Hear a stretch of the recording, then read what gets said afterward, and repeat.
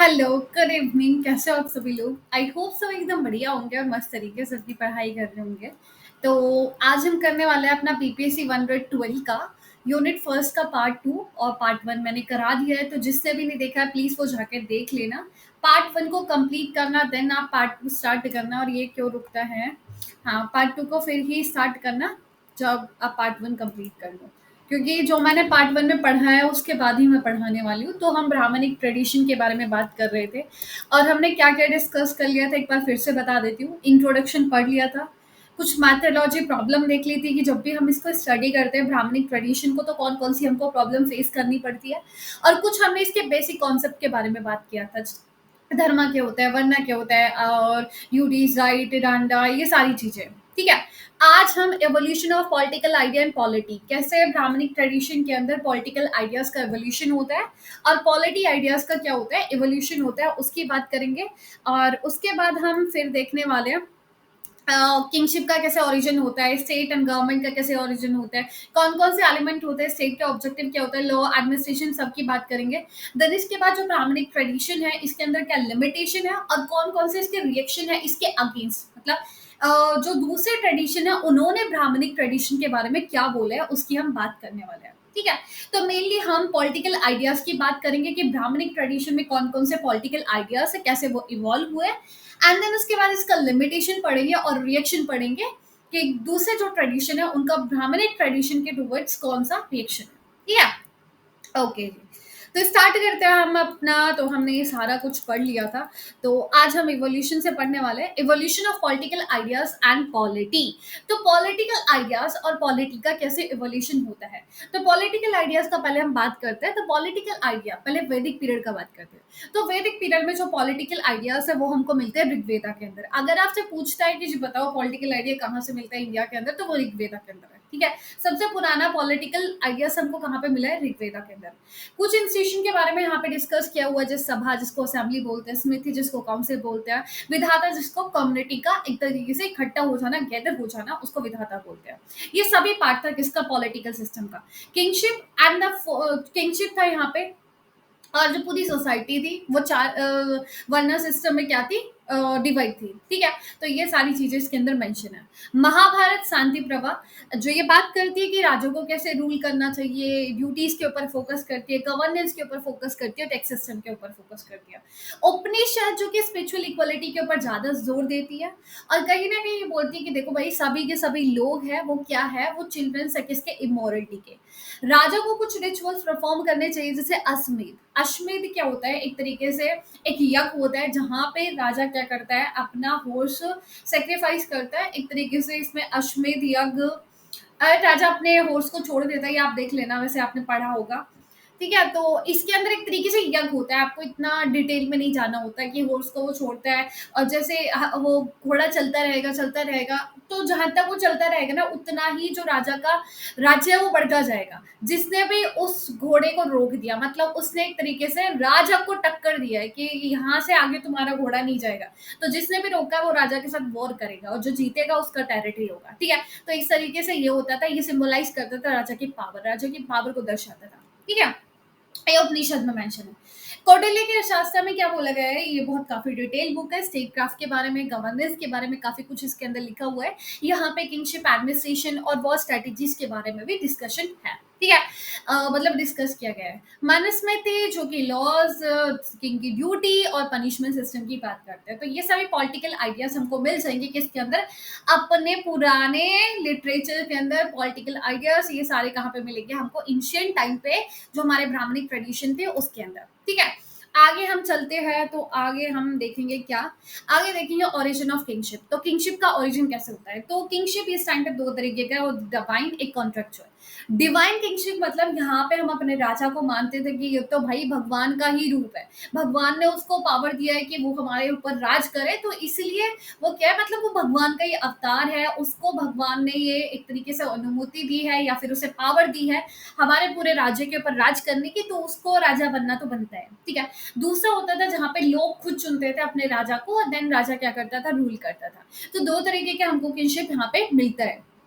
For example यहाँ पे बताया हुआ है जो महाभारत के अंदर लोग जाते हैं और राजा से बोलते हैं कि जो चर्च फैला हुआ है, जो इतना बेकार कंडीशन है, मतलब जो बड़े बड़े लोग हैं, जो स्ट्रांग लोग हैं, वो क्या कर रहे हैं, वो वीक के ऊपर ओवर पावर कर रहे हैं, तो इस चीज को क्या करा जाए, खत्म किया जाए। ठीक है, तो इससे पता चलता है जो राजा है वो कहीं ना कहीं लोगों के अकॉर्डिंग भी काम करता था, लोग भी उसको इलेक्ट करते थे या चुनते थे। Evolution of the state and governance, government और स्टेट का कैसे एवोल्यूशन हुआ है। तो अर्ली वैदिक पीरियड में अगर आपने एंशिएंट हिस्ट्री पढ़ी है तो उस टाइम पे आपने देखा होगा, पहले हमको ट्राइब्स में डिवाइड थी था सोसाइटी, फिर उसके बाद जनपद महाजनपद बनना स्टार्ट हुआ। देन उसके बाद हमको क्या दिखता है, ये बड़े बड़े एम्पायर दिखते हैं, मौर्यन एम्पायर, गुप्ता एम्पायर। तो ऐसे ही हमारा धीरे धीरे गवर्नमेंट का एवोल्यूशन होता है। पहले अर्ली वैदिक पीरियड में हमको ट्राइब्स में पूरा स्टेट क्या, सोसाइटी क्या मिलता था, ऑर्गेनाइज मिलता था। देन उसके बाद थोड़ा सा हम बाद में जाते हैं, लेटर वैदिक पीरियड की बात करते हैं, तो उस टाइम पे हमको महाजनपद डेवलप होते हुए दिखेंगे। देन इसके बाद रिपब्लिक और मोनार्की बनना भी स्टार्ट हो गया था। रिपब्लिक जैसे लिच्छविनी, जो आप बात करते हो, कौन थे वो, गुप्ता, अरे यार एकदम से बिल्कुल दिमाग से चला गया। अ, बुद्धा जी, हाँ। तो बुद्धा जी के टाइम की बात कर रहे हैं, और monarchy, Mauryan empire, Gupta empire, ये सारी चीजें। ठीक है, तो ये यहाँ पे एवोल्यूशन होता है स्टेट का। तो इस तरीके से धीरे धीरे एवोल्यूशन हुआ है। कुछ एलिमेंट्स की बात करें तो स्टेट के 7 एलिमेंट होते हैं। पहला तो स्वामी राजा, अमत्य मतलब मिनिस्टर उसके, जनपद मतलब उसका लैंड और पीपल, दुर्गा मतलब फोर्ट जो कि उसको प्रोटेक्शन प्रोवाइड करेंगे, कोशा उसकी ट्रेजरी मतलब उसका पूरा धन, एक तरीके से खजाना, बाला उसकी आर्मी, मृत्या मतलब उसका अलाइज, ठीक है, उसके दोस्त वगैरह। ऑब्जेक्टिव थे, ये राजा का ऑब्जेक्टिव क्या होता था, राजा का ऑब्जेक्टिव होता था, राजा का रोल होता था लोगों के लिए वेलफेयर करना, लोगों की लाइफ को एकदम बढ़िया वाली लाइफ बनाना, गुड लाइफ बनाना। ठीक है, एक तरीके से गार्जियन होता था जो लोगों की हेल्प करता था कि वो एक अच्छी जिंदगी जी। स्टेट प्रमोट करता था वेलफेयर के लिए, मतलब लोगों के फैमिली वेलफेयर बढ़िया, फोकस करता था लोगों का ध्यान रखने का। ठीक है, कि कल को अगर हम राज्य पे कोई हमला करते हैं तो राजा आएगा सामने किसको, लोगों को बचाने के लिए। ठीक है, लॉ की बात करें तो मानव शास्त्र के अंदर काफी कुछ डिटेल में लॉ के बारे में डिस्कस है, फैमिली लॉज के बारे में, प्रॉपर्टी, क्राइम, पनिशमेंट, इन सब के बारे में। कौटिल्य बोलता है कि अगर कोई भी डिस्प्यूट हो जाता है तो उसको भाई रॉयल ऑर्डर्स के थ्रू क्या करा जाना चाहिए, सेटल किया जाना चाहिए। अगर कोई कस्टम, प्रैक्टिस, धर्म, इन सब से रिलेटेड कोई भी अगर आपका डिस्प्यूट आया है तो उसको राजा क्या करे, सेटल करे। एडमिनिस्ट्रेशन की बात करते हैं तो यहाँ पे जो पूरा एडमिनिस्ट्रेशन होता था, प्रशासन होता था, वो डिसेंट्रलाइज होता था, मतलब एक सेंटर पे होता था लेकिन नीचे भी कुछ राजा हुआ करते थे, एक मेन राजा, उसके नीचे भी कुछ राजा, जैसे आप महाजनपद में पढ़ते हो। ठीक है, मतलब यहाँ पे जो पावर थी वो अलग अलग लेवल पे थी, जैसे आज के टाइम पे central government, state government and local government, तो उस तरीके से किंग वर्क करता था अपने मिनिस्टर के साथ, लोकल लीडर के साथ, और फिर पूरे उसको संभालता था एडमिनिस्ट्रेशन को। ठीक है, इफेक्टिवली काम करता था। टैक्सेशन की क्या प्रिंसिपल था, तो टैक्स बिल्कुल फेयर होना चाहिए, लोकल कस्टम के ऊपर बेस्ड होना चाहिए, स्टेट कभी भी ऐसे मतलब ओवर टैक्स ना लगाए लोगों के ऊपर। गवर्नमेंट ऐसे टैक्स लगाए जिससे एक मधुमक्खी फूल में से क्या निकालती है, शहद निकालती है, ठीक है, बिना फूल को खराब किए हुए। तो ऐसे ही क्या करना है, स्टेट को टैक्स लेना है, एकदम से कोई टैक्स ना लगाए, अनफेयर टैक्स बिल्कुल भी इंक्रीज ना करे, मतलब एकदम से टैक्स बढ़ा दिया, ये सभी चीजें क्या करनी चाहिए, एक राजा को अवॉइड करना चाहिए अपने देश के अंदर।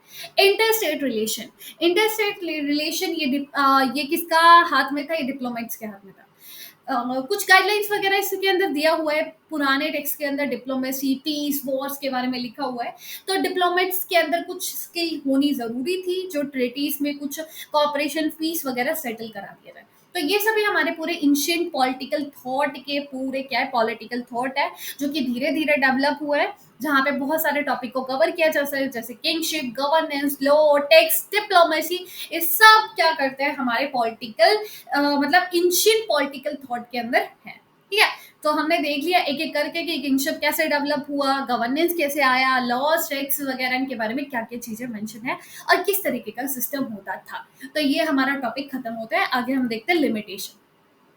भाई ब्राह्मणिक ट्रेडिशन जो हम पार्ट 1 में बताए थे और पार्ट 2 में तो बता ही रहे हैं आपको, इसके अंदर दिक्कत क्या है, इसके अंदर लिमिटेशन क्या है। तो लिमिटेशन सबसे बड़ा ये है कि स्पिरिचुअल आइडियाज के ऊपर बहुत फोकस करता है, स्पिरिचुअलिटी की ज्यादा बात करते हो, तो हमको कोई क्लियर एक्सप्लेनेशन नहीं मिलता पॉलिटिकल आइडियाज का। बहुत बड़ा हिस्ट्री है, बहुत बड़ा, जब हम मेथोलॉजिकल प्रॉब्लम की बात कर रहे थे उस टाइम पे भी देखा था हमने कि बहुत बड़ा हिस्ट्री है इसका। ठीक है, ये फिगर आउट करना कि किस टाइम पे पॉलिटिकल आइडिया आया था, क्या था, ये सब काफ़ी बड़ा क्या है हमारे लिए बहुत डिफ़िकल्ट हो जाता है, क्योंकि काफ़ी टाइम तक तो ओरली चलता रहा और देन उसके बाद इसको काफ़ी सेंचुरीज़ बाद लिखा गया था। ठीक है, hard to identify political text.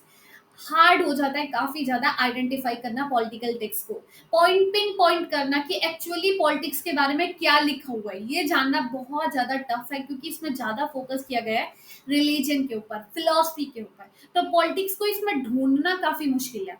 Context matter करता है, कॉन्टेक्स्ट को और टेक्स्ट को समझना काफ़ी ज़रूरी है, और इतना अच्छे से कॉन्टेक्स्ट को नहीं समझा जा रहा, क्योंकि कल्चरली हिस्टोरिकल बैकग्राउंड कोई भी नहीं समझ पा रहा है, वो काफ़ी ज़्यादा ट्रिकी हो रहा है। रिलीजियस सॉरी लैंग्वेज इशू काफ़ी बड़ा है।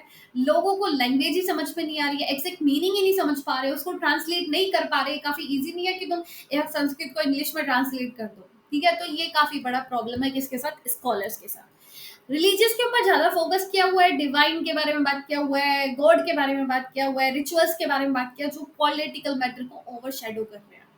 कास्ट सिस्टम के बारे में बात किया हुआ है, कास्ट सिस्टम जो इक्वालिटी क्रिएट करता है, ये पॉलिटिकल फेमनेस को क्या करता है? लिमिट करता है। तो इसको भी एक तरीके से लिमिटेशन माना गया है। रिचुअल वायलेंस, कुछ ऐसे रिचुअल्स है जो वायलेंस फैलाते हैं।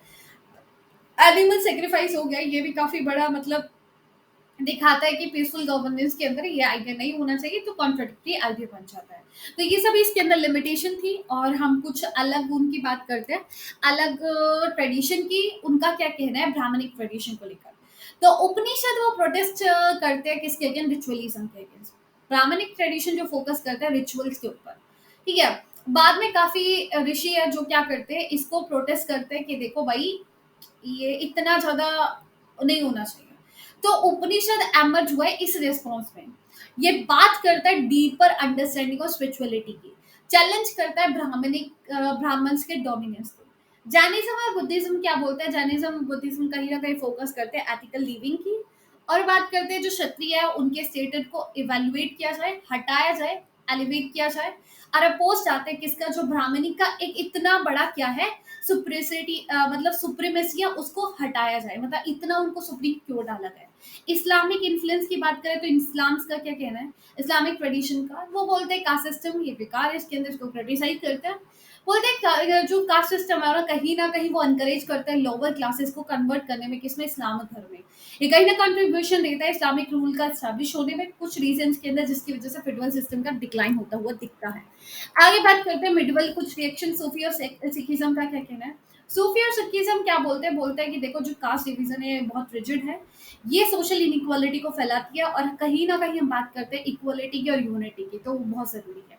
19 और 20 सेंचुरी में कुछ रिफॉर्मर्स का क्या कहना है, तो वो कास्टिज्म को काफी ज्यादा चैलेंज करते हैं, जैसे राजा राम मोहन रॉय, विवेकानंद, स्वामी विवेकानंद, दयानंद सरस्वती। ये क्या बोलते हैं ब्राह्मणिक ट्रेडिशन डोमिनेंस नहीं किया जाना चाहिए, कुछ ज़्यादा ही डोमिनेंस है, इस चीज़ को चैलेंज करते हैं। 20वीं सेंचुरी में ज्योतिबा फुले, बी आर अम्बेडकर काफ़ी ज़्यादा लड़ते हैं इस कास्ट डिस्क्रिमिनेशन के केस। ये राइट्स की बात करते हैं मार्जिनलाइज ग्रुप की, कम्युनिटी की, उनको अधिकार मिले। यार तुम क्या अनटचेबिलिटी लेके बैठे हो, तुम क्या एक इंसान को पानी तक नहीं दे रहे हो उसके कास्ट को लेकर। तो इन सब चीज़ के लिए काफ़ी ज़्यादा वो क्या करते हैं, अगेंस्ट आते हैं, चैलेंज करते हैं इन सब चीज़ों को। तो ये था हमारा पूरा ब्राह्मणिक ट्रेडिशन जो बहुत ज़्यादा बात करते हैं।